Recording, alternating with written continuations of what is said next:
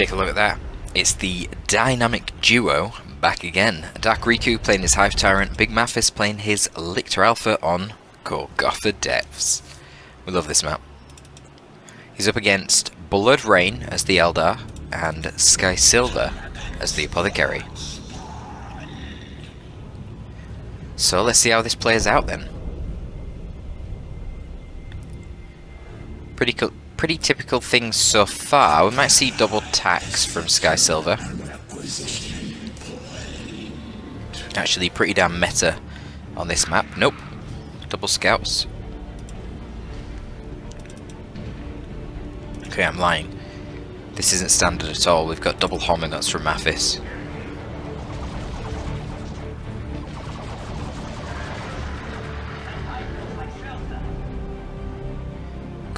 Good little push here from the Farseer, looking to secure those contested powers. Now, if you're not aware, Golgotha Depths, there's a lot of fighting over the contested powers since you only have one natural power. Fleshhook instantly snagging a model there. Now, normally you might expect that he would pull the Lictor back and Fleshhook the Farseer forward into double Termagants, but obviously we don't have Termagants here, we've got Homoguts instead, so probably wouldn't get too much value from flesh hooking the Farseer.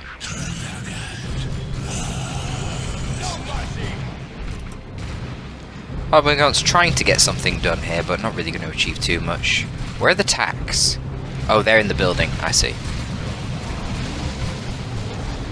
I was going to say, because the Termagants will be able to deal with scouts relatively easily, but tacks are kind of a problem. But I'll tell you what else is a problem for the poor Tyranids. All these garrisons early on. We've got warriors coming up for both. Kind of expect double Bab Stranglers, to be honest. Oh, I like the Sanguine Chainsword purchase.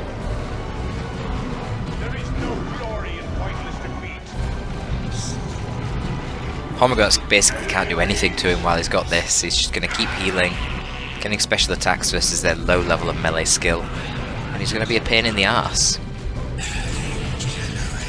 It's also going to be very good to tie up any Bab Strangler warriors. And look, we've already got the Bab Strangler warrior brood there for Riku. Don't have it for Mathis yet. They're still running around just in melee. But it makes sense.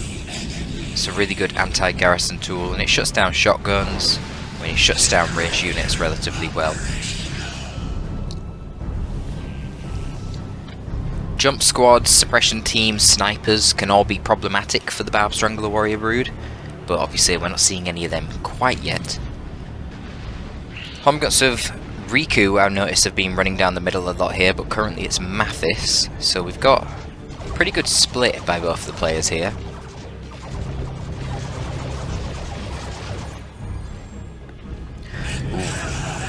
Oh, terrible positioning there for the pod Lictor. He thought that he could walk around, but it turns out that this is actually elevated territory, so you can't like sneak through here.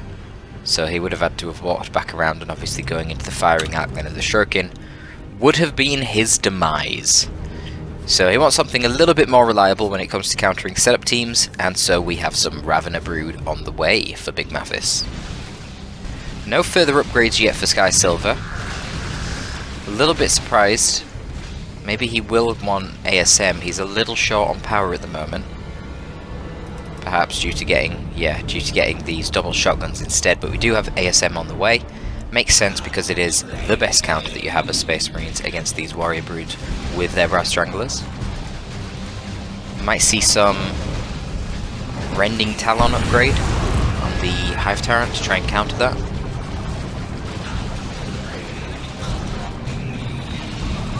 Riku would also do well in that instance to keep his Homoguts nearby to his warriors to counter-initiate the ASM, but we'll have to see.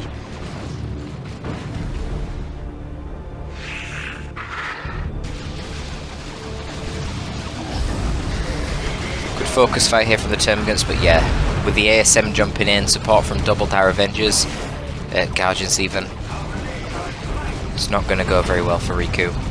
Grenade goes in, hits one of his own attacks, but I think he killed a Homogon and a Termagant, so that's not bad.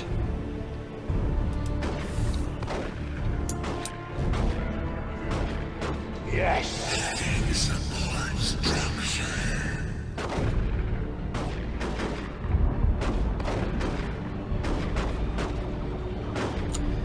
having a pretty bad day for allergies today, guys, so I do apologise, but there might be pauses randomly in the cast where I'm taking a moment to clear things up a little bit. This, by the way, is why casting is far superior to live streaming, because when you have a live streaming schedule, you're fucked. If you've got bad sinuses, you need to go do your 8-hour live stream. Whereas if you just got a recording schedule, you can say, I'll put it off for a day and I'll work twice as hard tomorrow, you know. ASM there getting the decap, but wow, they took a lot of damage for it. I think that was with an APO heal as well, yeah. Already used his heal. Wait, hang on. Wow, he actually went for the fully upgraded APO in tier 1. That is mental. Jesus, I don't see that very often at all. And that is even more mental on this map because power is so lax, and war gear is a type of upgrade that you can get that is very power intensive. You know, the war gears tend to cost more power than requisition compared to other upgrades or units or whatever.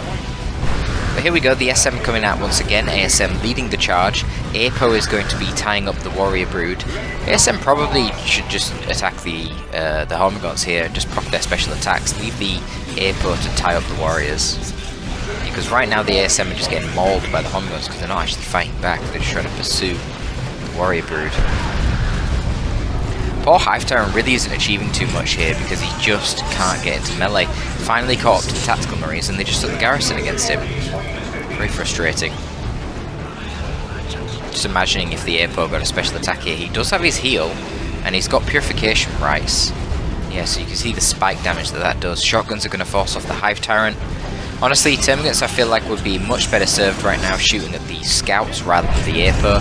Yeah, this is a lost engagement for the Nids of Dark Riku here. Apothecary with the Sanguine Chainsword putting in some amazing work. Look at him go. However, Dark Riku is already tier 2 and has a Zoanthrope on the way. Zoanthrope a very strange choice in this instance when I feel like he's kind of getting beaten up by Space Marines in melee. So to go for a artillery single entity seems weird.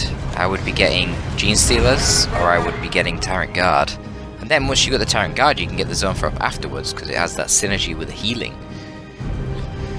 He does cancel his Zoanthrope and he has a Tyrant Guard. Wow, he can hear me guys, he can hear me. Perhaps one of the reasons he wanted the Zoanthrope is so he could do damage at a range and try and deal with garrisons. I don't actually know how Zoanthropes do against units in garrisons, so I'm not sure. Why can I not hear the guns? Wow, have I got this bug again? Where the guns have no volume?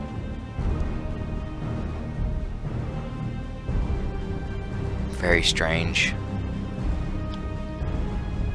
Yeah, I've lost all volume, but it's not the sound bug. This is a new bug I've been getting. Who knows? Anyway, okay, I'll be right back. Alright, we're back. Take 2. Let's see how this goes. So, Skysilver just managed to force off the little push there. I think the Hormagaunts were running over, trying to grab the VP. Little tiny VP lead for the blue team so far. Where's that Tyrant Guard? Here it is. It's out now, coming forward. Another Tyrant Guard on the way for Big Mathis. Pretty good positioning here from the Eldar player. Guided Shuriken, but it is going to get burrowed on. Ravener's not forcing melee yet, which is a mistake, I think. Yeah, there you go. So Eldar doing what Eldar usually do, dropping feet nades and fleeting out of there, but they are going to have to retreat in the end. See the Ghost Helm upgrade for the Farseer, which seems a little bit strange. But probably contributed to her getting that model kill there. I suspect the model that she ended up wiping was probably the model that she did attack with a Ghost Helm. And Riku's putting on the pressure, you know, I'm kind of surprised because Skysilver really went for a very heavy tier 1 and actually had a very good engagement with the Apothecary, but I guess the problem right now is he doesn't really have anything to deal with the Tyrant Guard. Well, he's getting tools out. He's got the plasma gun here, which will hurt, and he's got the las cannon. Unfortunately, not able to secure a snare right there onto the Tyrant Guard. And the issue now for Riku is that his army is a little bit split up. Do we see any upgrade? No, we don't have any upgrade on the Hive Tyrant.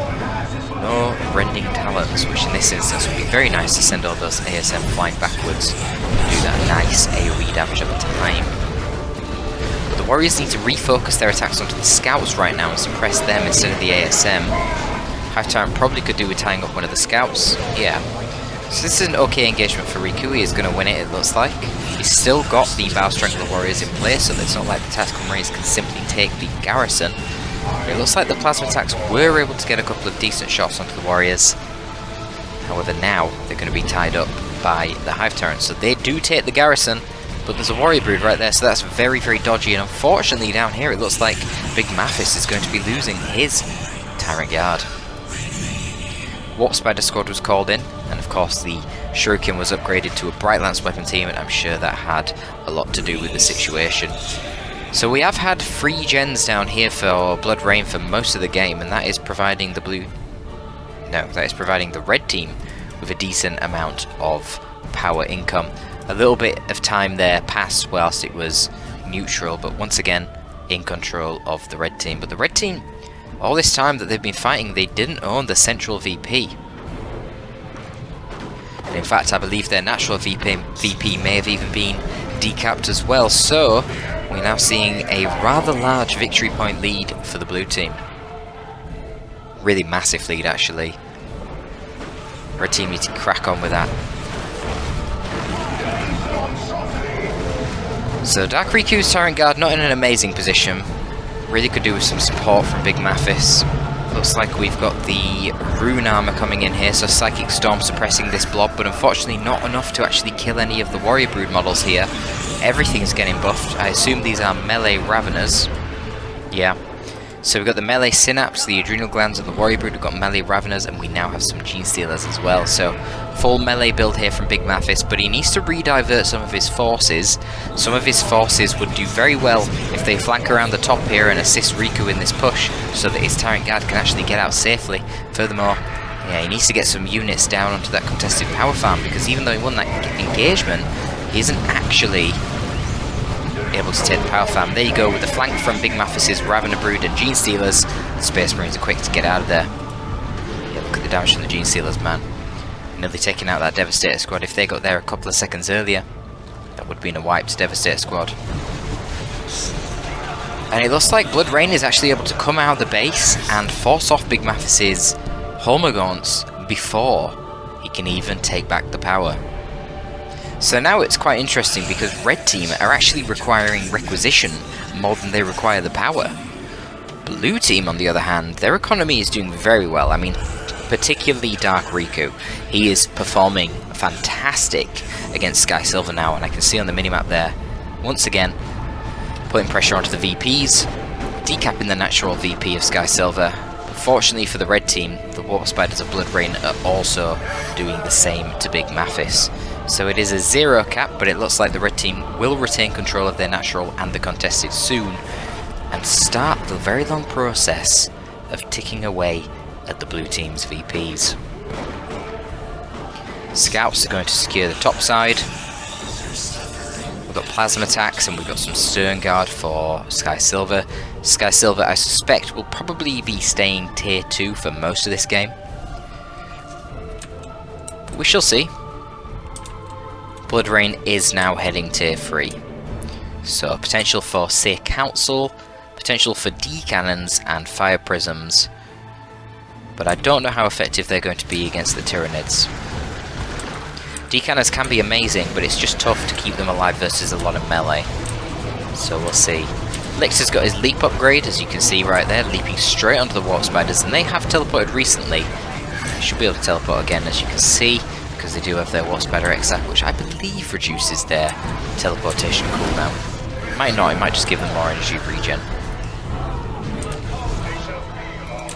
These Guardians looking like they're in a bad spot. Ooh, Gene Stealers get so close to wiping them.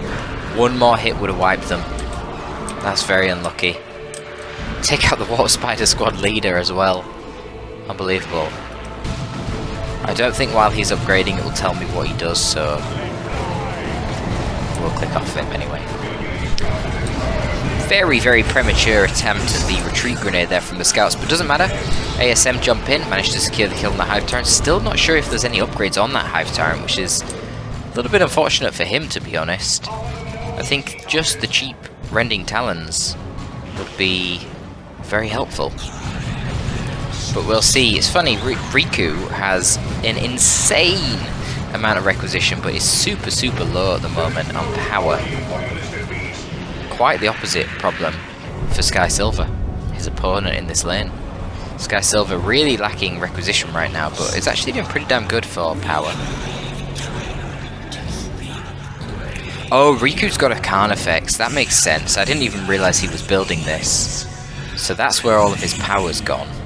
I was going to say, is he saving up for a Swarmlord? What's he doing? Nope. He's getting a Carnifex. So it'll be interesting to see what type of Carnifex he goes for.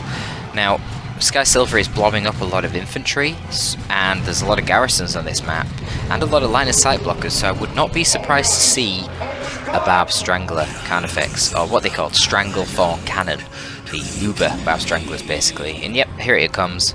So 40 power, so this is really draining Riku's bank for power, unfortunately. We see the global use by the Farseer there, instantly calling down the Seer Council and paying a lot less power for it.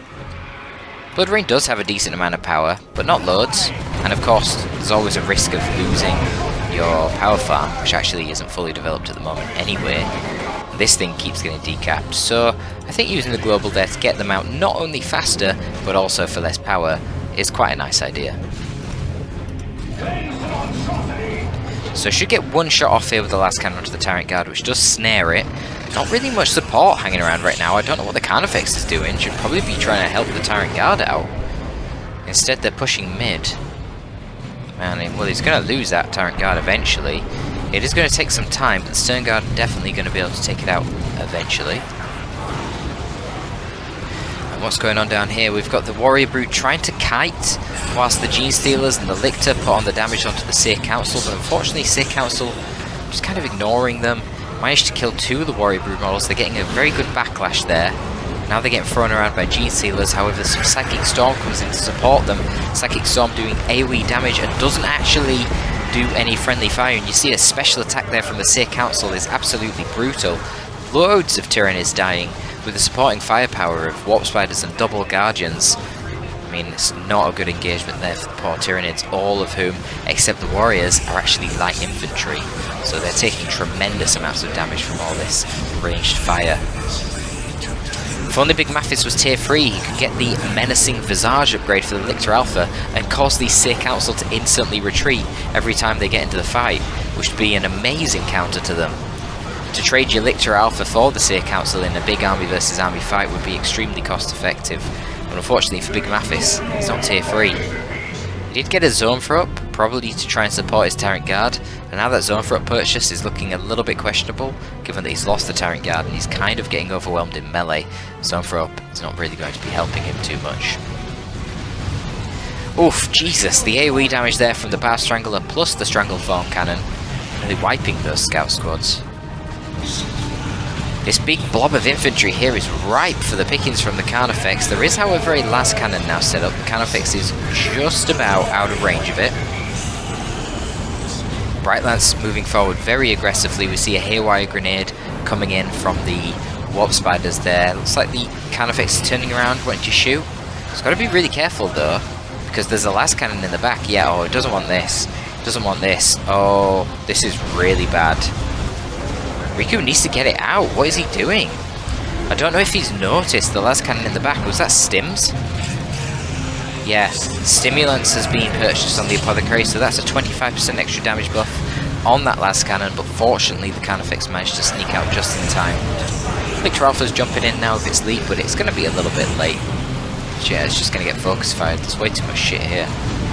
Big Mathis throwing down the Tyranno formation, but I don't know about this. There doesn't seem to be too much of a follow-up.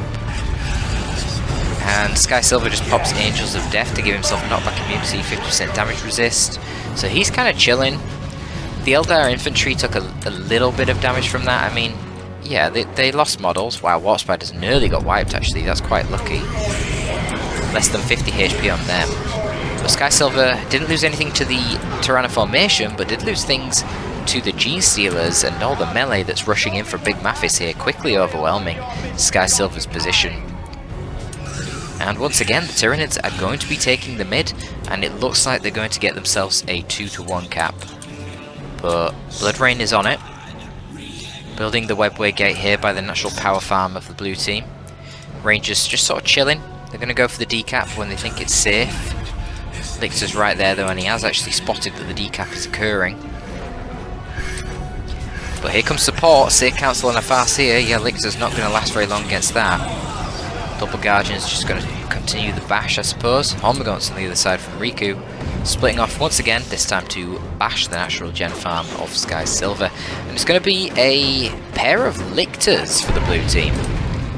Damn. I mean, VPs are getting very, very dangerously low now for the red team. 34 VPs left after they secure a 1-to-1 cap. So I can see why the blue team are opting for those Lictors. Lictors, amazing units when it comes to the capping game. They cap 50% faster than normal units, and the tier 3 Lictor, that is, can infiltrate without actually draining energy when it's doing it. So, very powerful. Very tricky to pin down, very good unit for backline capping. And all they got to do really, even if the mid VP is neutral, if they decap the natural VP, that'll be a 1-to-0 cap, so they will start trickling down that final 34 VPs of the red team. But still, blue team don't have a tremendous amount of VPs themselves, only 153. Here we go, we see the tier 3 Lictor of Dark Riku moving into the natural. Could also attack the Fire Prism actually, and that's what it's going to do. Oh, look at this, rear armor hits, the thing attacks so quickly. Oh my god, kills the Fire Prism just like that, brutal. Nothing there to stop it, no one there to notice.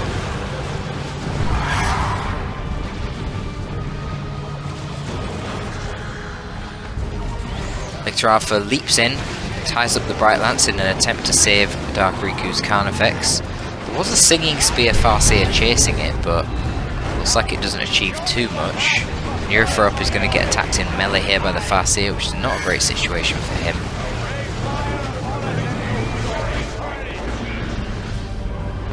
It's hard to tell who's winning this fight, really. The Warriors would have done great there were it not for this very annoying garrison that the units just were able to take. Now, double Termagant's still in play, but it doesn't appear that they're achieving too much of an effect here. Is this the ordinary Lictor? Yeah, not the Lictor Alpha.